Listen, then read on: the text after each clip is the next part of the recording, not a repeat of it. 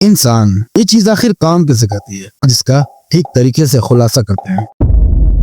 ये इमारत 206 हड्डियों पर तैयार है, जो मुझे लगता है ये बात हर किसी को मालूम होगी। और मर्द के अंदर तकरीबन 28 से 37 किलो और औरत में 17 से 25 किलो तक का मसल मास होता है। नॉर्मली मैं मोटापे के शिकार होते लोगों की बात नहीं कर रहा। और फिर बात फैट की, तकरीबन फैट 15 से 30 एलबीएस मर्द में जिनका वजन 70 किलो तक का हो, और औरतें जो तकरीबन 60 किलो तक की हों उनका फैट तकरीबन 24 से 38 एलबीएस वजन के हिसाब से। और दूसरी चीजें जैसे कि पानी 50-60% और बोन्स जो ड्रमास में आती है वो भी 15%। और फिर बात आती है ऑर्गन्स की, वो भी 15%, जिसमें शामिल है हार्ट, लंग्स, लिवर वगैरह वगैरह। ब्रेन, दिमाग। तो ये दिमाग काम कैसे करता है और उसको क्या क्या चीजों की जरूरत होती है काम करने के लिए, इस बात पे जरा गौर करते हैं। दिमाग को कार्डिक आउटपुट मतलब दिल से पंप होने वाली टोटल ब्लड का तकरीबन 15 से 20% सिर्फ ब्रेन को ही जाता है। इसका मतलब दिल हर मिनट में तकरीबन 5 लीटर ब्लड पंप करता है, तो इसमें से दिमाग को कितना जाता है? तो दिमाग को हर 1 लीटर में से 0.75 लीटर खाली ब्रेन को ही जाता है। और ये ब्लड दिमाग को न्यूट्रिएंट्स, ग्लूकोज और ऑक्सीजन जैसी चीजें सप्लाई करता है जो उसकी बेसिक जरूरत है। तो इस हिसाब से ब्रेन का वजन कितना होगा?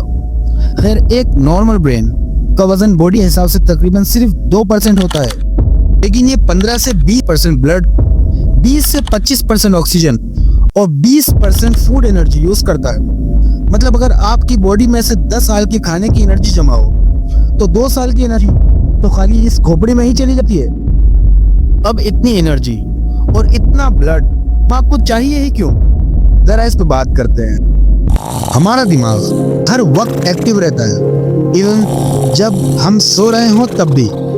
दिमाग के हर पार्ट, मेमोरी, इमोशन, थिंकिंग या मूवमेंट, मतलब कोई भी काम करता है तो उसको ऑक्सीजन और ग्लूकोज जैसी चीजों की जरूरत पड़ती है जो उसको ब्लड ही मिलती है। मिसाल के तौर पे अगर आपका दिमाग एक वाईफाई होता तो बॉडी का पूरा डेटा वही खत्म करता।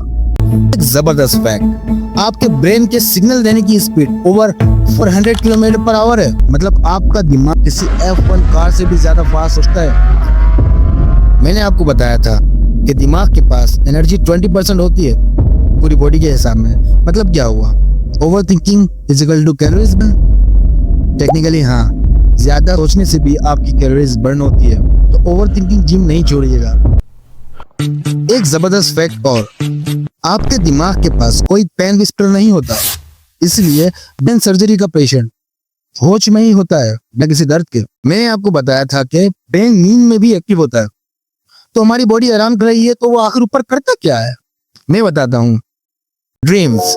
अब ये ख्वाब क्या है और ये आते कैसे हैं? खैर, साइंस कहता है कि ख्वाब REM मतलब rapid eye movement phase sleep में आते हैं, और इस वक्त ब्रेन बहुत ज्यादा एक्टिव होता है, दिन में जागने के हिसाब से भी ज्यादा।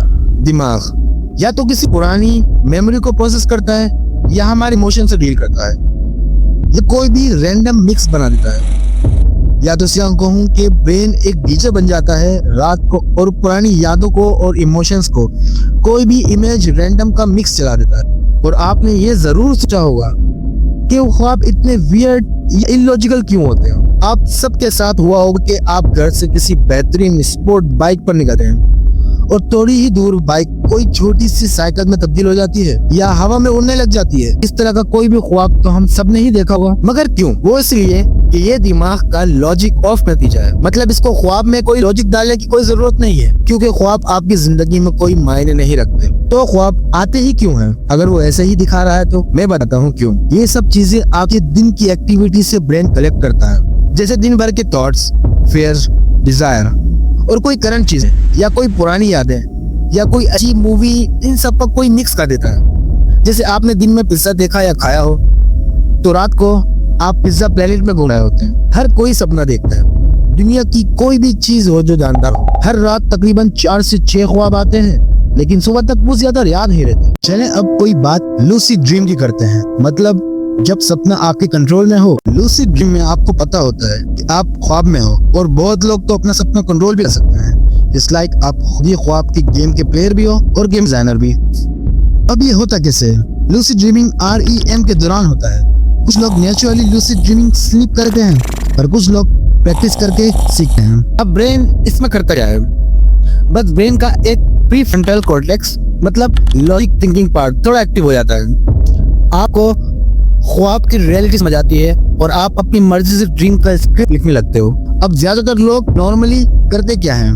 ड्रीम कंट्रोल करने के बाद उड़ान भरना बिना टिकट के, सुपर हीरो बनकर दुनिया बचाना, या खुद के फेवरेट एक्टर के साथ मूवी बनाना, या कहूँ जो लड़की आप हकीकत में कोई वैल्यू नहीं देती उसको जाकर प्रपोज करना बिना किसी सीन के। इसमें कुछ मजेदारी भी है, जैसे लूसिड ड्रीमिंग में प्रैक्टिस करना और अपनी कोई भी स्किल इंप्रूव करना। एथलीट्स और म्यूजिशियन तो लूसिड ड्रीमिंग में रिहर्सल भी करते हैं। अब नाइटमेयर्स की बात करते हैं। आप सबको डरावने ख्वाब तो आते ही होंगे। नाइटमेयर एक ऐसा ख्वाब होता है जो स्केरी, डिस्टर्बिंग या इमोशनली पेनफुल होता है। जैसे कि कोई आपको मारना चाह रहा हो, उससे भागना, घर में कोई भूत या एग्जाम हॉल में बिना पढ़ाई करे चलाना। लेकिन साइंस क्या बोलता है? नाइटमेयर भी ज्यादातर REM स्लीप में ही होते हैं। ब्रेन जब स्ट्रेस, फियर, ट्रॉमा या एंजाइटी में होता है तो वो इनको ख्वाब की फॉर्म में प्रोसेस कर लेता है। कॉमनली होता क्या है और ज्यादातर आम सपने होते कैसे हैं? चलते चलते आप पाँव स्लिप हो जाए और गिरते ही आँख खुल जाना। ये मैं आपको वीडियो के आखिर में बताऊंगा कि ऐसा होता क्यों है। आपकी किसी से लड़ाई हो जाती है, अपने हाथ पांव तोड़वा लेते हैं, लेकिन जैसे ही आपकी आंख खुलती है तो आप अपने ही हाथ पर चढ़कर सोए हुए होते हैं।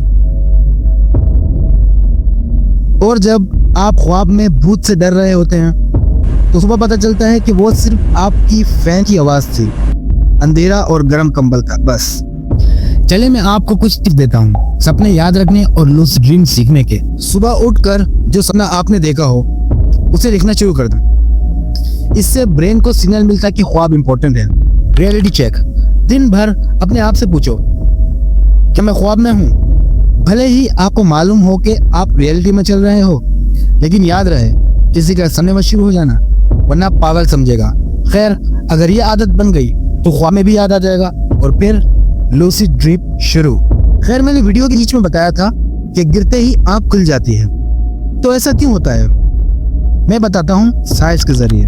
जब आप सपने में अचानक कहीं से गिरते हो तो ब्रेन फॉलिंग सिग्नल को रियल समझ लेता है। आप मसल अचानक झटका देते हैं, इसे हाइपनिक जर्क कहते हैं। ब्रेन कंफ्यूजन में आ जाता है, अरे ये क्या सच में गिरा हूँ, और फौरन आंख खुल जाती है जैसे बॉडी ने इमरजेंसी ब्रेक मार दिया। अच्छा, बात में हाइपनिक जर्क की भी कुछ बात करते हैं। ये एक रिफ्लेक्स एक्शन है जो बॉडी को लगता है कि आप गिर रहे हो तो बॉडी आपको झटके से जगा देती है। ये ज्यादातर तब होता है जब आप थके हुए हो या स्ट्रेस में सोते हो, जैसे आप ख्वाब में किसी बिल्डिंग से गिर रहे हो।